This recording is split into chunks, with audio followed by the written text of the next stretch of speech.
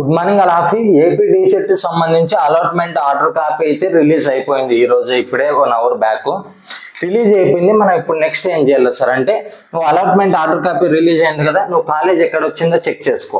For example నేను Kadapa student అనుకో, నా ర్యాంకు తగ్గట్టు ఇది అనంతపురం, ఇంకో కర్నూలు, నెల్లూరు, చిత్తూరు ఏదో డిస్టిక్ వచ్చిండొచ్చు, శ్రీకాకుళం అంట. మీకు దగ్గరలో ఉంటే ప్రాబ్లం లేదు, దూరంలో ఉంటే మళ్ళీ ప్రాబ్లం అవుతుంది. కాబట్టి వెరిఫికేషన్ మీరు చెక్ చేసుకోండి. చెక్ చేసుకున్న వెంటనే నువ్వు ఆర్డర్ కాపీలోనే మొత్తం మెన్షన్ చేసేసి ఉంటాడు ఏ సర్టిఫికేట్లు నువ్వు తీసుకెళ్ళాలి. నేను ఆల్రెడీ ముందు లిస్ట్ చెప్పిన సర్టిఫికేట్లు, అవే సర్టిఫికేట్లు ఉంటాయి.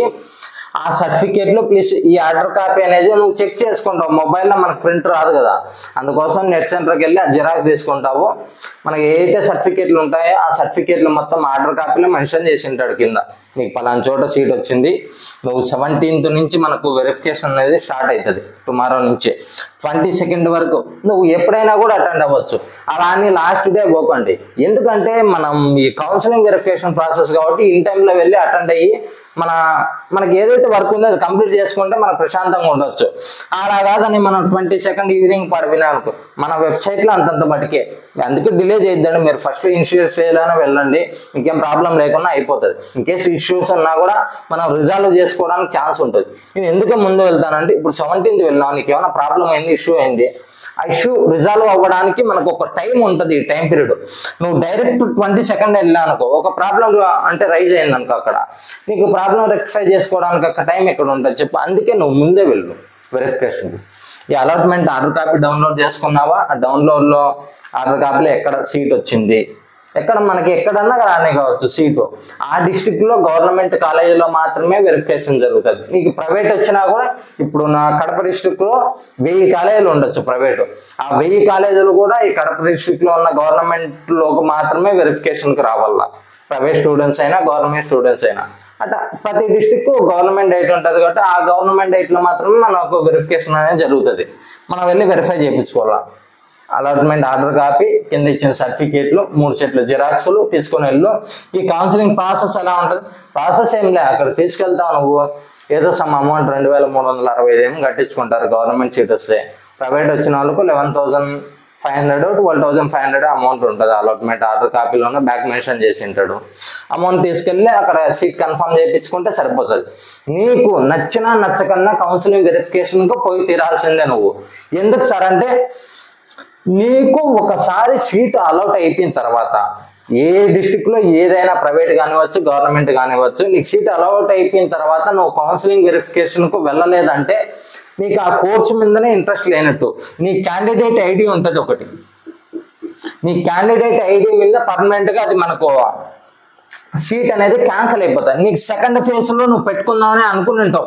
ఇప్పుడు ఏదో నాకు నచ్చిన కాలేజ్ రాలేదు, నేను ఇప్పుడు కడప స్టూడెంట్ని, నాకు ఎక్కడో శ్రీకాకుళం వచ్చేసింది అనుకో, నేను అంత దూరం ఏం వెళ్తానులే, ఇక్కడ సెకండ్ కౌన్సిలింగ్ పెట్టుకుందాంలే అని అతి తెలివితేటలు ప్రదర్శించినావు అనుకో, నీకు సెకండ్ కౌన్సిలింగ్ పెట్టుకోవడానికి ఛాన్స్ ఉండదు. నీ ఐడి మీద సీట్ క్యాన్సిల్ అయిపోయింటుంది.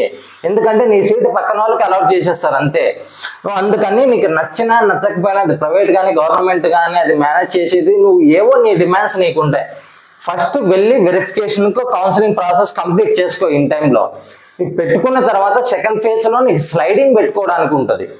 ఎవరికైతే ఇట కొందరికి సీట్లు రావు, నాట్ అలౌటెడ్ అని వచ్చేస్తుంది, కొందరు కౌన్సిలింగ్ మిస్ అయిపోయింటారు, వాళ్ళకు ఉంటుంది. వాళ్ళకి ఎందుకంటే సీట్లు రాలేదు కాబట్టి వాళ్ళకి ఛాన్స్ ఉండదు. నీకు సీట్ వచ్చి కూడా నువ్వు వెళ్ళలేదంటే నీకు ఛాన్స్ ఉండదు 100%.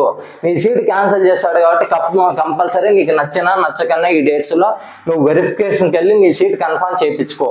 నీకు నచ్చలేదు కదా ఆ కాలేజీ, నచ్చలేనప్పుడు సెకండ్ ఫేజ్లో పెట్టుకో. నీకు స్లైడింగ్ ద్వారా పక్కన కాలేజీలకు పంపిస్తాడు, కానీ నువ్వు డైరెక్ట్ వెరిఫికేషన్కి వెళ్ళకంటే నీకు ఛాన్స్ ఉండదు. అందుకే మిస్టేక్ చేయకండి. ఈ నాట్ అలాటెడ్ సీట్ ఎవరైతే వచ్చిందో ర్యాంకులను బట్టి కొద్ది కాంపిటీషన్ ఎక్కువ ఉంటే సీట్ అలాట్ అయ్యిండవో, మీరేం టెన్షన్ పడకండి. మీకు సెకండ్ ఫేజ్లో ఉంటుంది. ఇన్కేస్ మేనేజ్మెంట్ కౌన్సిలింగ్ కూడా 3rd ఫేజ్ ఉంటుంది. మేనేజ్మెంట్లో అయినా జాయిన్ అయిపోవచ్చు, మనకి ఇబ్బంది ఏమి ఉండదు. మీరు టెన్షన్ పడకండి. మీకు నన్ను నచ్చినా నచ్చకన్నా కాలేజ్కి వెళ్ళి అటెండ్ అవ్వండి. ఆ కౌన్సిలింగ్ వెరిఫికేషన్ అయ్యి ఇన్ టైంలోనే ఈ 17, 18 ఈ రోజు అంటే టుమారో డే ఆఫ్టర్ టుమారో వెళ్ళడానికి ట్రై చేయండి. ఎందుకంటే అక్కడ ఏమన్నా మనకి ఏమైనా మిస్టేక్స్ ఉన్నా రిజాల్వ్ చేసుకోవడానికి అంతవరకు టైం పీరియడ్ ఇచ్చినాడు కదా అని లాస్ట్ వెళ్ళకండి. ఇప్పుడే చెప్తానా, పదే రిపీటెడ్గా ఎందుకు చెప్తానంటే ముందే వెళ్తే మనకి ఏమైనా ప్రాబ్లం అయినా కూడా వాటిని రెక్టిఫై చేసుకోవడానికి కొద్దిగా ఛాన్స్ ఉంటుంది. మేము కూడా వాటికి సొల్యూషన్ అనేది చెప్తాము.